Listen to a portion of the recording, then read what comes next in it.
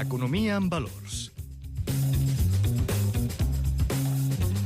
Obrim aquesta secció que us acompanya, amics oients, els dimarts i els dijous. Recordem que Economia en Valors està produït pel Centre d'Estudis Econòmics i Socials, el CES, i patrocinat per la Fundació La Caixa. Ens acompanya el Josep Àngel Colomés, que ja es va estrenar la setmana passada. Bona tarda o bon dia, Josep Àngel. Bon dia, Ignasi, què tal? I salutacions a tots els que ens esteu escoltant. Qui entrevistem avui, Josep Àngel? Doncs avui una entrevista molt interessant a la Marina Martínez, directora del Centre Eura, que és una entitat sense ànim de lucre del barri de Gràcia de Barcelona, que dona suport i acompanyament a persones en situació vulnerable o en situació d'exclusió social, així com a persones sense llar, i a més, aquest any 25 anys estan celebrant. Doncs molt bé, la felicitarem, la tenim ja a l'estudi de fet. Marina Martínez, bona tarda, benvinguda. Bona tarda, gràcies. Bé, l'any passat el Centre Eura va ajudar a prop de 500 persones, de les quals gairebé la meitat eren nous usuaris. Quin perfil tenen aquestes persones que ajudeu i quines accions esteu fent per donar-los suport, per ajudar-les?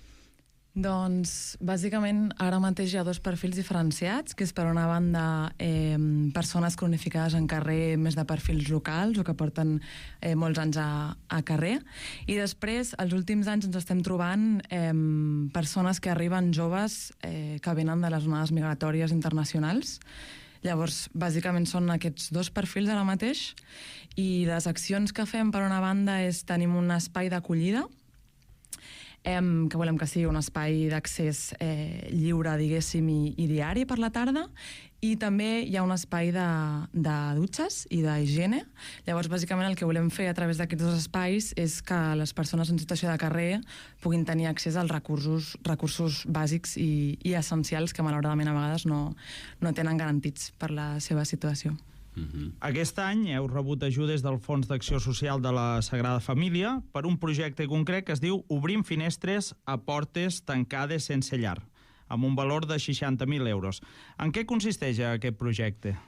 Aquest projecte és el projecte mare, diguéssim, d'Eura, que engloba aquests dos serveis que comentava, que són els serveis d'accés directe que tenen quan arriben a l'espai, i després també complementa amb això atenció social, programes que dissenyem personalitzats per cada persona en cas que ho demanin. També tenim un projecte d'hort urbà al barri de Vallcarca, pels usuaris que també vulguin tenir accés i vincular-se en projectes. És un projecte que es fa setmanalment 3 cops a la setmana. Llavors és un projecte per persones que vulguin tenir un vincle amb l'entitat més freqüent.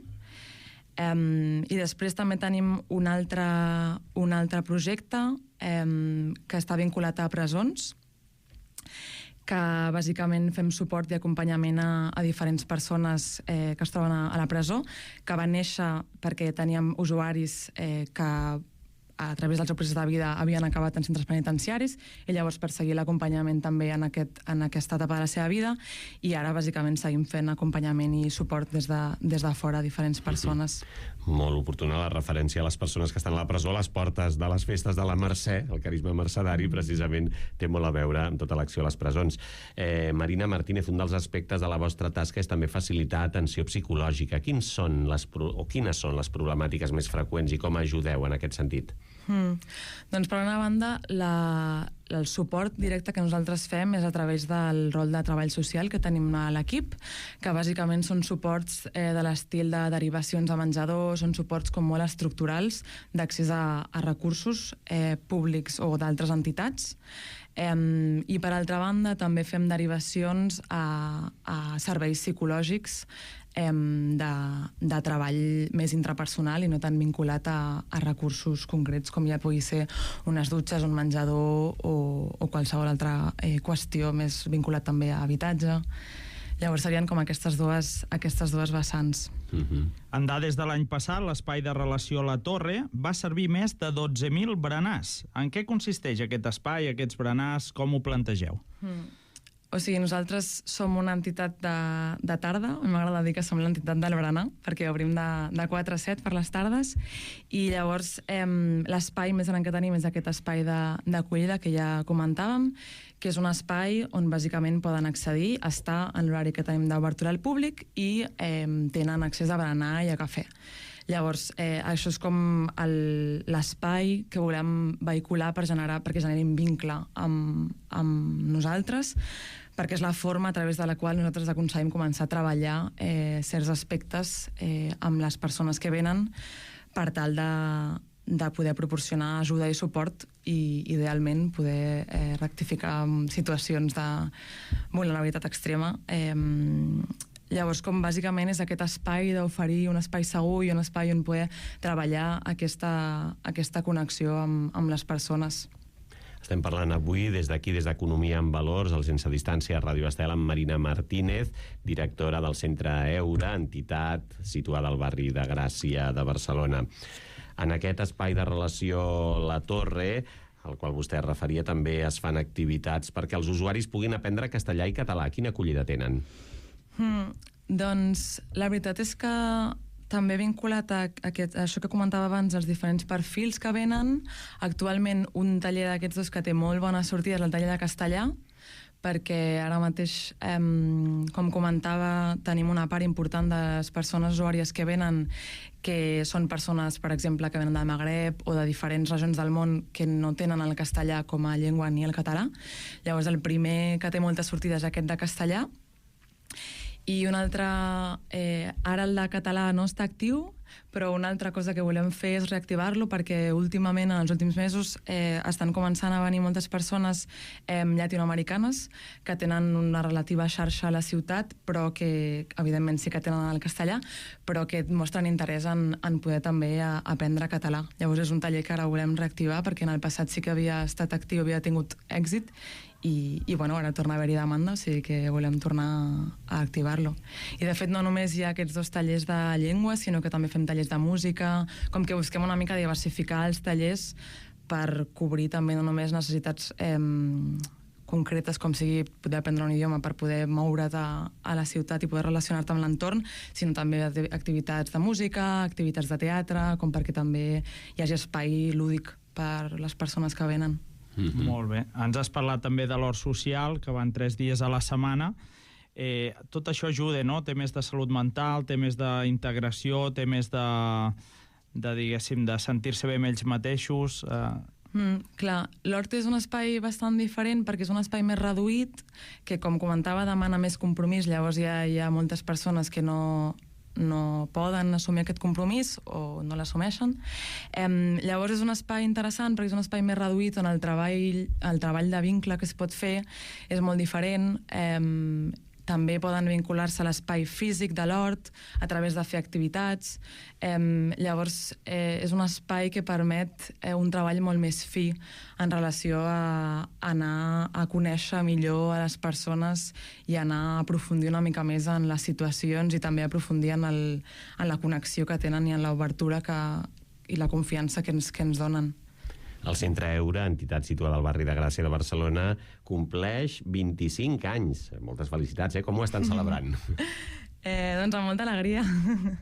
Amb moltes activitats previstes. D'entrada, el 14 de juny ja vam fer un primer esdeveniment, que va ser un esdeveniment més de cara a la família d'Eura, que vam fer un dinar a les Planes amb usuaris i socis, perquè una cosa que és important esmentar, i més amb la celebració del 25 aniversari, és que l'entitat i el projecte ha arribat fins aquí perquè fa 25 anys un grup de persones del barri vinculades a la parròquia Josepets va voler iniciar aquest projecte perquè veia com molta vulnerabilitat desatesa al barri, i gràcies al suport de tota una xarxa de socis i de persones del barri s'ha sostingut econòmicament fins ara, que està començant a poder accedir a altres fonts de finançament. Llavors, tornant al tema de la celebració del 25è, ara el dia 19 d'octubre també hi ha una celebració que és un dissabte a la plaça de les Ceps, que és com la celebració gran d'un matí on volem que hi hagi diferents parlaments, diferents esdeveniments lúdics, diferents concerts i històries així. I després, el 28 de novembre, hi ha tenim programat un altre sopar solidari, i per últim, a finals de gener, tenim programat a la Fundació Macaya una taula rodona i un altre sopar de presentació de la Fundació. Molt bé. I de cara al futur, quins són ara mateix els reptes més imminents que us esteu trobant?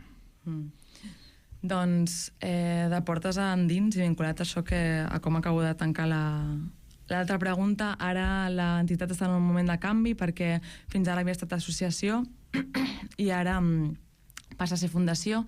Això també està vinculat a un canvi generacional i a un canvi també del projecte i una professionalització. Llavors un repte és aconseguir estabilitzar aquest canvi. També un repte és que ens estem trobant que cada vegada més ve més gent, que el sensellarisme a Barcelona en general, sobretot a la xarxa i el sector que fa suport cada vegada està més saturat, tant des de l'administració pública com des de les entitats del tercer sector. Llavors un repte és fer front a aquesta comunada humana de persones i tenir la capacitat de donar resposta articulada com a sector. I sí, jo diria que també com a nivell del dia a dia internament tenir la capacitat de gestionar tanta diferència, perquè actualment, com comentava, hi ha perfils molt diferents, de diferents cultures, de diferents orígens, de diferents recorreguts de vida també i de diferent trànsit a carrer. Llavors això genera molta diferència a l'hora de conviure aquestes persones en aquests espais. Llavors com aprendre a gestionar això per seguir garantint poder generar un espai per les persones que venen que sigui acollidor i que dignifiqui una mica l'estada. Molt bé. Finalment, Marina Martínez, directora del Centre Eura, si algú vol col·laborar o fer-se voluntari de l'entitat, com ho pot fer? Doncs jo diria que hi ha dues opcions. Per una banda, convido a totes les persones que ens estiguin escoltant a passar-se qualsevol dia per l'espai que tenim a Torre, que és l'Avinguda República Argentina, al costat de l'Església dels Josepets, per veure una mica el dia a dia i també com per prendre contacte des del terreny amb el projecte. I per altra banda sempre hi ha l'opció de buscar per la web, per internet, i des d'allà sempre hi ha el contacte d'informació general. Molt bé, i tant, buscant Centre Eura o simplement centreeura.org, Eura amb H, evidentment, centreeura.org,